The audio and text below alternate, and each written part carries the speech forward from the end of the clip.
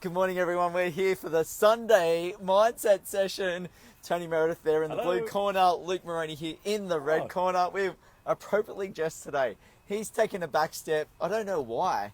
Get front and center, Tony. Make it all happen and make people laugh, live, and think or feel a little bit more. Feelings.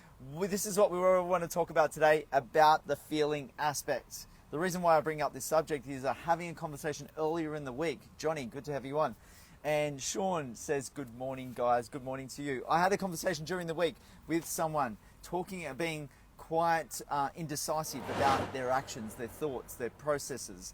And I got them into a bit of a path of and saying to themselves, I feel like, and they kept going and saying the same stories. Now, maybe I didn't get through to them at that point, but the more you think about or feel about saying, I feel like doing this, I feel like that, more of a feeling aspect than a thinking aspect. Tony, what are some of your initial thoughts? We've got Tony Gallagher that's come on. Good morning. A lot of good mornings coming through. So, guys, it's a great morning. We're straight into it this morning. We're in Brisbane. We're in Brisbane, beautiful Brisbane. So Queensland Tourism, here we are at Bulimba. You can see boat ramps and cities and all sorts of wonderful stuff.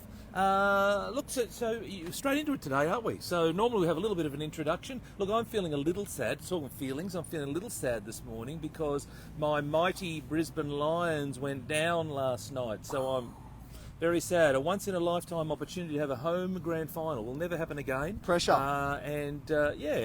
So they didn't do what they needed to do. But anyway, they didn't feel it last night. No, they didn't feel it actually. So and Geelong did. So think Geelong about sport. Let's bring it into that because we've got Mum, Rob, John, Cameron, Price all coming on. Yep. What do you think about, thinking about sport? We're coming semi-final time. I know off air we talked about pressure and things like that, but what about the feeling for those players? What were they feeling through it, or is it the thinking that they were doing that was the issue for them? Yeah, I think they overthought it. So I think the feeling of pressure, the feeling of anxiousness, a lot riding from a Brisbane point of view. I know that in football they talk about 1 week at a time, all that sort of stuff, but the reality is that next week is the one and only grand final that will be outside of Melbourne, and it's here in Brisbane, and there would have been an enormous amount of pressure. And the way they played last night, they were very tight, very tense. They weren't free-flowing, and whereas 2 weeks ago, they were extraordinary. Everything that they'd touched turned to gold, but in the space of 2 weeks, they were just a very, very different side. So Amazing. Thinking about, if you're, coaching those players in terms of at the start of the game, the first quarter, half time, third quarter, going into those each and every part of that game, if you think about I feel like, is it a sense for them to learn something from that aspect? Can you bring that into a sporting arena to say, I feel like focusing on kicking the ball properly, or just focusing on getting that simple feeling of kicking the ball or the play or the aggression? Yeah, I would say it's a higher level than that. I would say just have fun. I would say just have fun. Like they were doing things last night that honestly the under-10s... But it's kind of like saying to someone, stay calm when they're all I get it. intense, right? Of course, yeah, that's right. When you've got this massive anxious thing in front of you, when you're about to do iFly, for example, and... have fun, Tony. Yeah, have fun. Have fun. You know, go skydive. Have fun.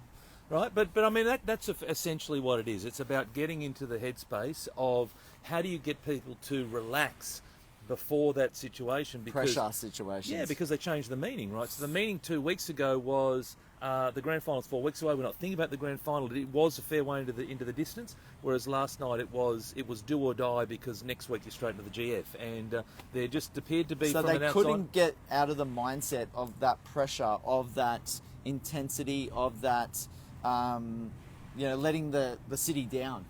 Well, I think there was a bit of that. I think also, amongst the players, there's 22 in a team, 18 on the field and 4 on the bench.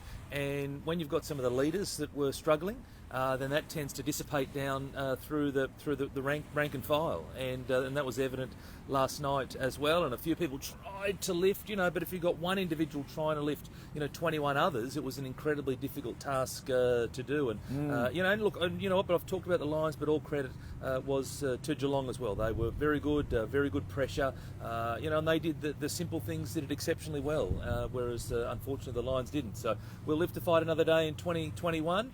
Missed opportunity this year, but nonetheless it'll be a good grand final next week. John feels like I'd feel like a twoies or two dozen. There you go, John. Fantastic. That'll get you relaxed before a game. Yeah, well, I guess in terms of that was a good ad from the past. That Yeah, obviously marketing did well. I feel like it's an important one, and I think you can bring it down to a sporting analogy about they're so in their head about what was going on in terms of their play, in terms of and so it is important during those pressure times to think about those things. Look at this. The only thing I'd say about feelings, and we've talked about it before, is that, and I've used your running as the analogy. Yep. And the fact is that you haven't felt like running for the last 1,000 plus days. You've talked about 0%, 5%, 10%, whatever it is. It's not many days that you've bound out of bed and said, yippee, I'm going to go for a run today. And so that's the other thing where I don't want people to get too caught up in the feeling side, because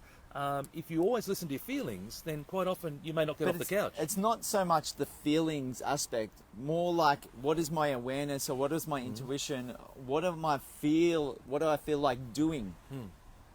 So there is a little bit of a difference around that, and like you've got to really think in towards the terminology of it. Yep. Feelings instead of how I feel. What do I feel like doing? Right. What is my burning desire right now?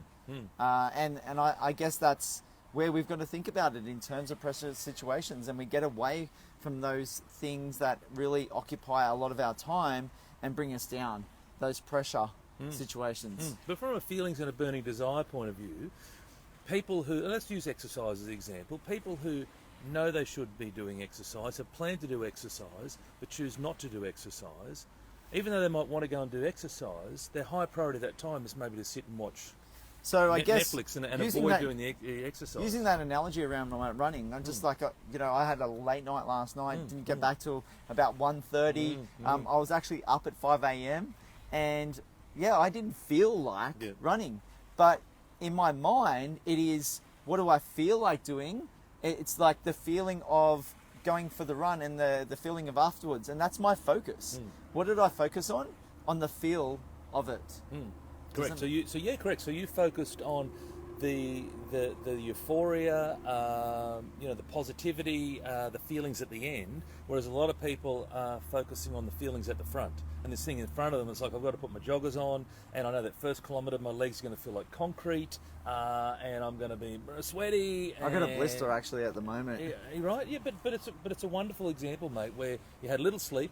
You had the rest of the day to do your run. Like, you didn't have to do it. I know you prefer to do it in the morning, but you didn't have to do it this morning. It's a Sunday. It's not like it's a work day, so you could have run this afternoon. It feels so good to do in the morning. Fantastic. Sean says, if I did what I feel, I'd rarely get anything done. However, when I make sure I put my best foot forward, my feelings aside, I feel better after it's done. Which is what you're saying. That's right. Exactly what you're saying, mate. So where the focus is. You feel focusing on, in 35 minutes or whatever your time is that you do your run in, the feeling that you're going to get then. And that's what keeps you going through that 7K. I guess it's around that intuition and awareness type of atmosphere for people is, what is it going on inside you, and what's the situation that you wanted to be doing?